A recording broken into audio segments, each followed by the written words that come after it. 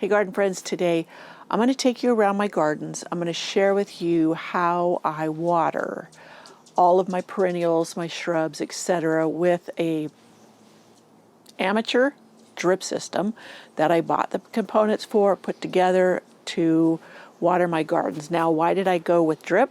That's one thing I will let you know in this video.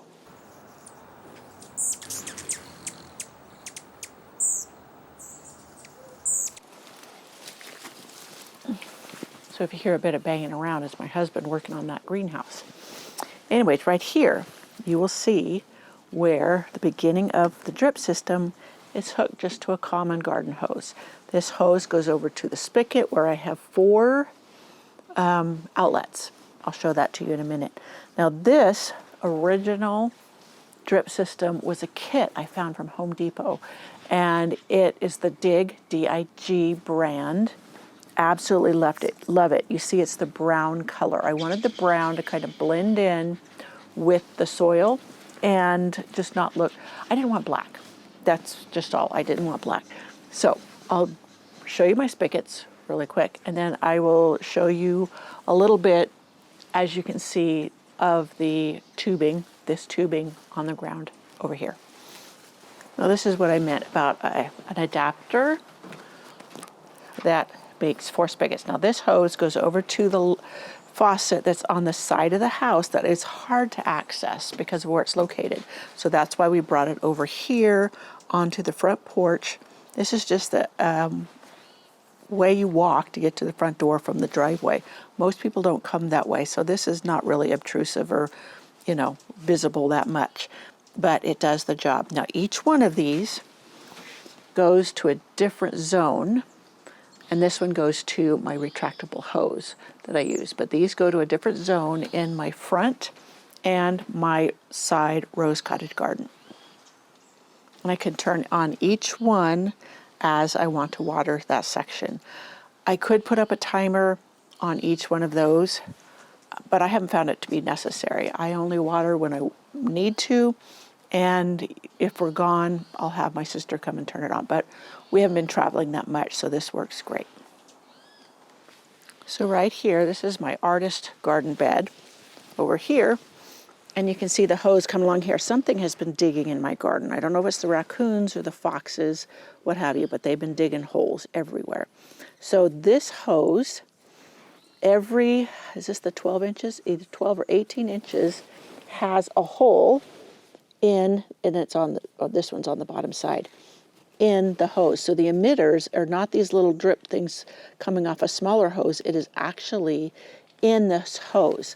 And if you look at the Dig brand site on these hoses, it'll tell you that there's a way, or the way it's made, that prevents it from clogging.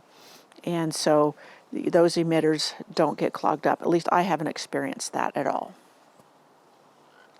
Because plants got removed here, you can see how I've got it laid out in a grid. And so, actually I shouldn't say grid, stripes. So there's 3 rows here of hose laid out. Let me walk and show you that. So here's one here, one there. And then the other pipe that these are coming from are along the sidewalk. And so I have them running along the bed here. You will notice that I have a smaller tube, 1/4-inch tube. And now the original, I'm going to go back here a minute. The original Dig hose I got was 1/2 inch, I think, or 5/8. And now I can only find the 1/2 inch. And some have 18 inches, the drippers. See, here's a dripper right here. You can see how this hose has a little bit of indentation. That's where the drippers are in there. Oh, there's the hole right there. Anyways, so you could get that with their spaced apart 18 inches or 12 inches. I prefer the 12. One of mine is 18, but I have installed these. These are little sprayers. Now, I just poke a hole.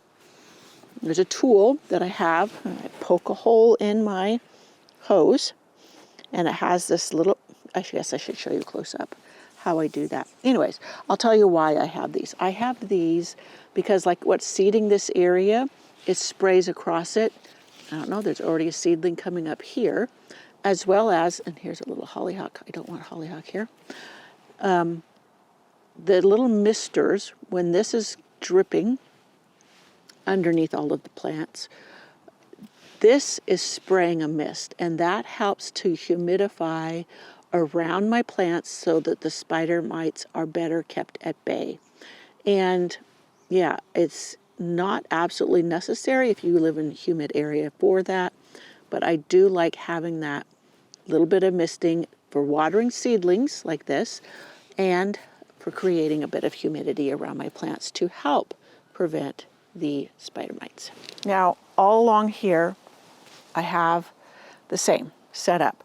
This bed, lower bed here, has two lines, and that one has one, and I probably should put in another one, but I do have the misters, so they do spread water a little bit further and wider. Now, what I had done as well, and I'll bring you up closer, is there's 1/4 inch drip line that has the emitters in it. And that I would wrap around different plants that I thought needed more water than others. Therefore, higher water users got the more water without flooding out plants that don't like a lot of water. So that way I could have mixed planting in my bed. The only thing is, when you water this way, then not only does it go straight down, which with drip, it goes straight down. And that, if you want to read something very interesting about irrigation, go read about pulse watering. And it shares how if you do short burst increments per day or per week, that it actually waters better and more efficiently than one long day per week. I'm explaining it poorly, but do look up pulse watering. They use it extensively in New Zealand and Australia and Tasmania, where they have really strict water restrictions. And they have reduced, many of them, like orchards and whatever, reduced their water usage by 80%, which is a lot. Now, why do I like this drip system? Number one, it was easy for me to set up. Like I said, I started with a kit, and that kind of introduced me to what was needed, like the pressure regulator on the end, the fittings. It had fittings for going around corners, elbows. It has inline, well, I'll show you one where it switches. You can turn it off, and all kinds of things like that.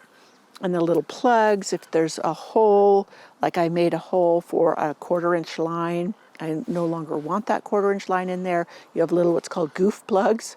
I guess it's if you goof up, you can plug the hole. But those all work if you need to modify your system for any reason, or if you get a hole, I guess, all of that. But yes, I'm going to get you up close, show you the 1/4 inch inline drip system, which you can add in areas, like I said, to get more water to certain plants that need more water. I may cut my head off here, but that doesn't matter. You're not wanting to look at me, you're wanting to look at what I have. This is the 1/4 inch, and if you can see right there is a hole with that the water drips out of. And this originally had been in one of the barrels I had here, and that got water to the barrel and had roses in it. I have since put the roses out in the garden bed. So I still, here's one of the sprayers I have here, and that sprays in a circle. You can get it where it's half circle. You can get it where it's just a bubbler.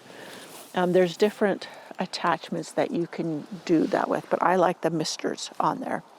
I probably should turn that on, and then you can see how it's working. You won't see the drip because it goes right into the ground, but you can see how the misters work. But why do I have it? Why do I have this set up this way? Well, I live in Northern California, and we often have drought, and we have water restrictions. And if you water this way, you are not under restriction because it saves so much water. They figure you're saving enough that, you're not overusing. So I can keep my garden well watered and stay within my restrictions. And that's important. Saving water is really, really important. That's something we just can't do without.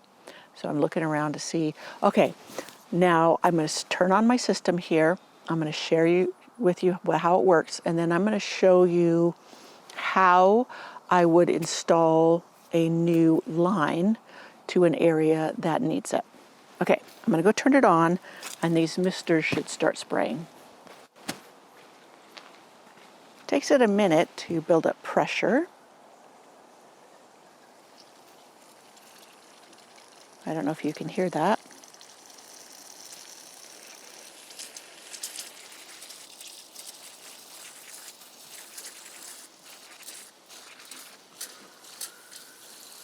So the actual hose, that is the drip line hose, is further back. Let me see if I can point that out. It's running back there just maybe 3 or 4 inches from the fence line in. And then these sprayers are coming from it, and they're covering a good portion of the bed. Now, not only will it water what they're actually hitting, but the water will soak in and go vertically across the soil and water a lot of the other things. So I make sure I put these misters and or the drip on the plants that need the most water. Like the salvia here, it doesn't need as much water. So it's not, it might be hitting it a bit, but it's not as close to it as it is to the rose base. But you can see all along there, the mister's spraying. And you might think, oh, that's not saving water. Yes, it is for the amount of time these are on. This is also considered water saving. It's close to the ground, and yeah, so no worries about that. You can even see down here a mister going. Now, let me show you something. I can immediately see if there's a problem, because you see this one's just not putting out.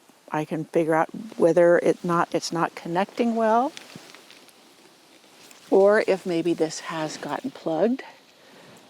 See, it's not. So I can somehow figure out what's going wrong with that, why it's not spraying well, because when I first installed it, it did, and go from there. Well, it's leaking right from the hole, so I probably need to put a new end on it.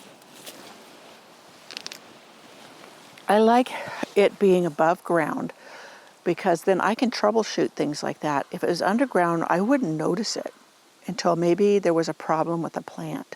So, yeah. And you can see how the soil is getting damp where the emitters are in the hose. Do you see that? And when my plants are full and lush, you can't see the hose. And you can bury it a little bit with mulch, wood chips, if you wish. But my plants are usually much thicker. I've been cutting these back and assessing and digging out things, and so that's why it is showing more than it normally is.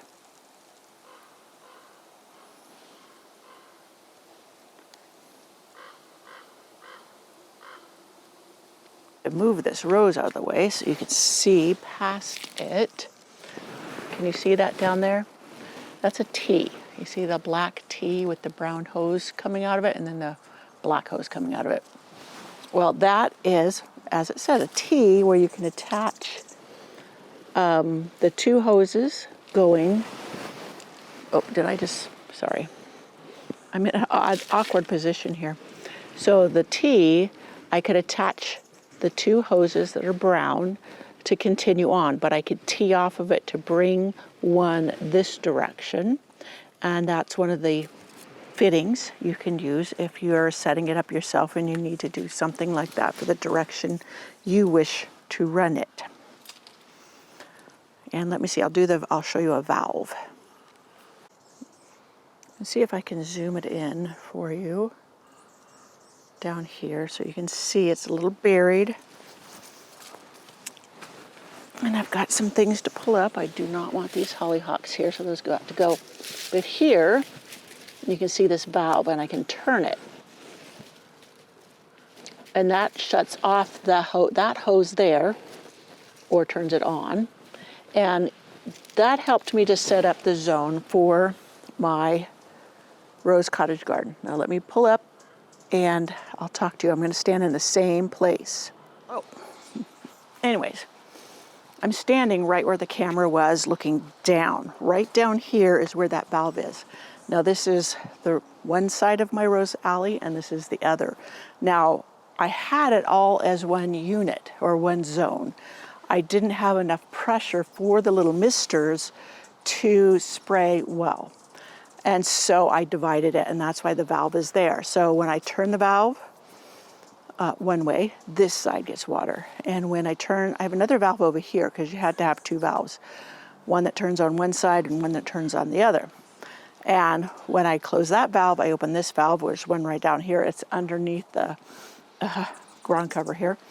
And this side gets watered. So that is why I needed that those shut-off valves on this section.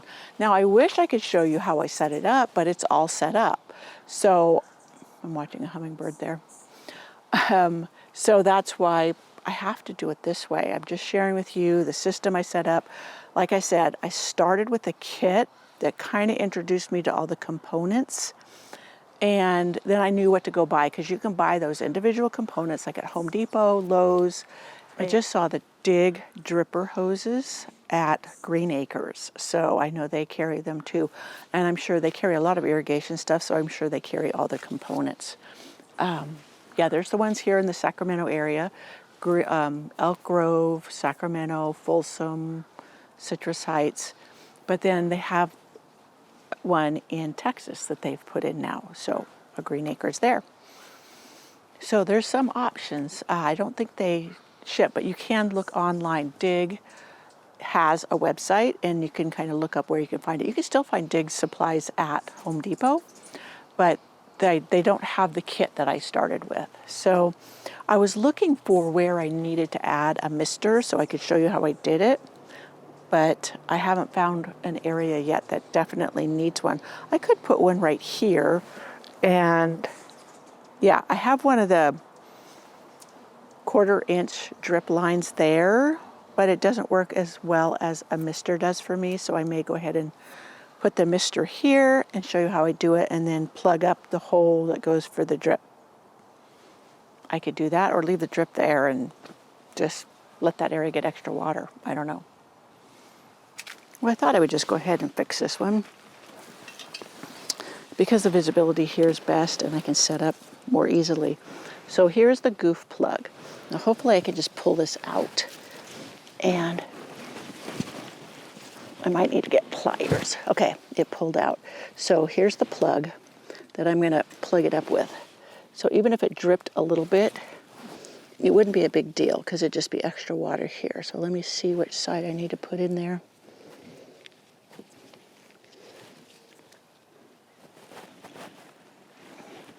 Now, it can be difficult for me because I have carpal tunnel and my hands are very weak.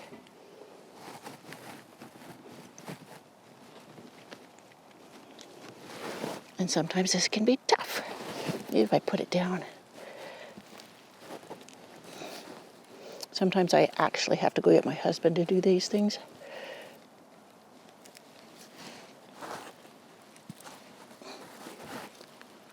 You'll hear it snap when it goes in, usually. Okay, it's in there. So that's fixed.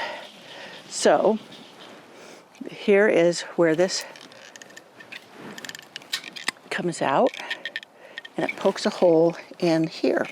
So I just go along the hose, make sure I'm not, here's an emitter. I don't want to be on the emitter. So let me see if I'm in the camera, make sure before I do this. Okay. So I go on the hose, make sure that I have it back in there, make a good hole, and punch. Like I said, sometimes I have to get my husband to help. Okay.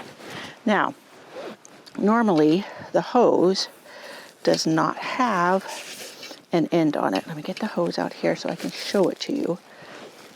See, it doesn't have the end. And normally I have to push the end into it. and that's what goes in there. But this one already has it. And the same with this end. It has a little knob here that you push the hose onto. Right here, you push the hose onto it. And we will see if this fixes it. Now I just got to push this into the hole. Like I said, my hands are weak, so it's hard for me sometimes to get this to push in there.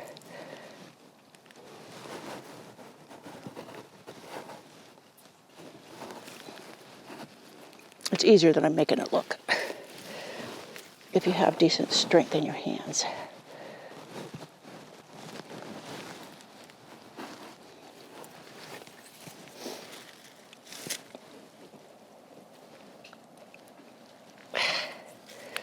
I do want this to be snug. Okay, so it popped in there.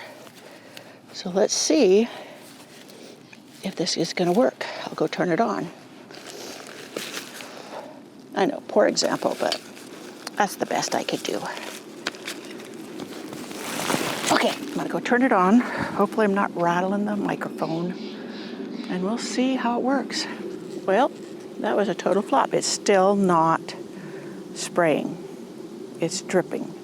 So that tells me either one of the ends is plugged, and I just wasted my time. I guess I could put another sprayer in a little further down. That could replace it, and I could just put that at the base of this plant that needs the moisture and call it good. So I guess I get to show you how putting in a new sprayer instead of trying just to replace one. Okay, let's try this again in a different spot. I didn't really need another one over there, so I'm not going to put one. All right, so I have the sprayer, I have my hose, I have my thing that attaches, so I'll just push this into the black little 1/4 inch hose. I prefer the vinyl. There's poly and then there's vinyl, so, but you choose, you can pick either one. Now, I don't want these echinaceas coming up here, so I'm just going to pull them out. I could transplant them, but I've got plenty. Now this over here is baby blue eyes, forget-me-nots that I do want, and that's some oxalis I don't. So let me see, where is the drip portion? Okay, right there. So right here is a good place to put in a new sprayer. So again, take my hole puncher. Let me check I'm in the camera. You don't know how many times I've videoed and not been in the camera. All right. So poke the hole. Okay. Now this is the end that will go into that hole. All right, that one was easier. Okay, I just have to decide how long I want it. I don't think I need it that long. So I'm just gonna cut it with my scissors. I will take the wrapping. Now you can buy these in a package with many of them, or you can buy them individually.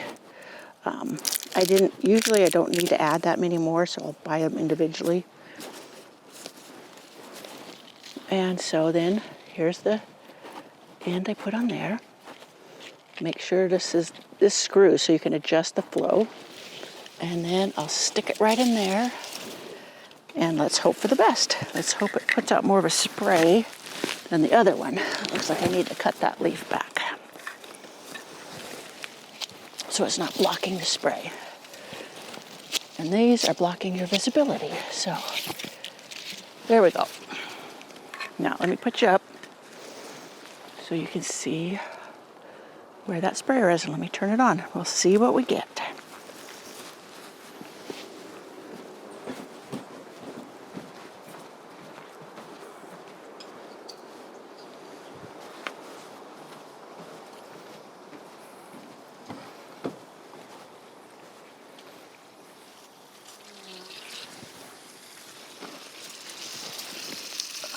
Success.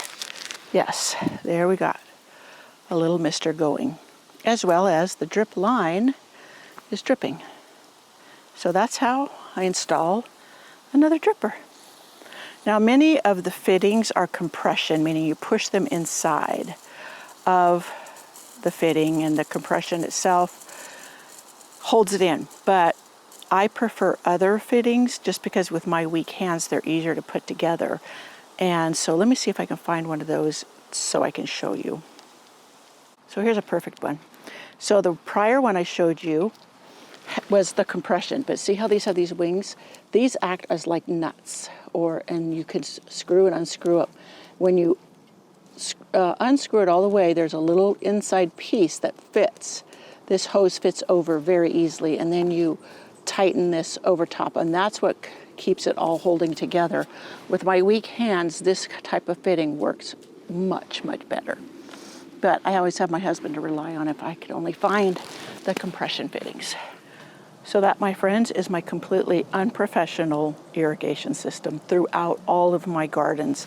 Now, all of them are hooked up to regular garden hoses, including in my secret cottage garden beside my primrose cottage, and I even have some going along the back lane garden. It's kind of just a hill right now, and I've been putting extra plants or plants that I've propagated for you, but I can't get rid of them because I'm just that way about plants. But things that are much more drought tolerant back there. I have roses back there. I should take you back there. I have got a couple roses back there. They get very little care. They've got pruned by the deer, and they're blooming beautifully. Let's go back there.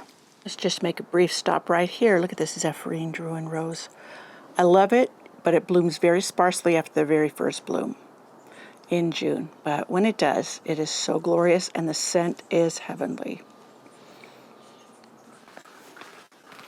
We are in the back lane. This is the hillside. That's my secret cottage garden there, Primrose Cottage. But look, here's my Sharif Asma rose. Look at back here. It gets no care. The deer came through. You can see on this one, I think that's Ambridge. The deer have taken the leaves off at this level, but the blooms are up there. But look at my Sharif Asma. Not Sharif Asma, I'm sorry, Scepter Dio. Beautiful, absolutely gorgeous. And I had cut this down hard last late fall, and it always gets so big back here. It never did this great up in my other gardens, but back here it loves it. And there's gopher holes back here. So far they've left it alone. Yeah, I can't explain it, but it does beautiful back here. It is loaded. I need to come deadhead it so it'll keep blooming. I did take some more cuttings of it. I would love to put one up in my regular rose cottage garden, but so far I haven't gotten to take. So I just need to do a lot more, and eventually I'll get one. This is so beautiful. I'll get up close so you can see the yellow center with the stamens of this. It's just a beautiful rose. Hopefully this isn't too jiggly, but just look at that back there. Isn't that gorgeous? Yeah. They are a little bit tall to enjoy, but I walk back here every now and again. You can see how it's just a plain hillside all along here. This is where I'd like to put a lot of very drought-tolerant plants, volunteer hollyhocks. And, you know, yeah, I'd have to seed them now. So I could put like black-eyed Susans and other things back here. And to keep this clear of weeds, I've been trying to get some wood chips, like from Chip Drop, but they don't really contract up here. So, yeah, I have to find some local tree fallers. Only thing is, last time I talked to him, I had to have room for a lot, and I don't have a place for a lot to be dropped. But you can see that's the back of Primrose Cottage back there. All right, my garden friends, that's it for this How I Water All My Perennials, Shrubs, Roses, Trees. I don't have very many trees, but yeah, that's how I water my garden and how I save water and money by doing it myself. So I'll catch you in my next video.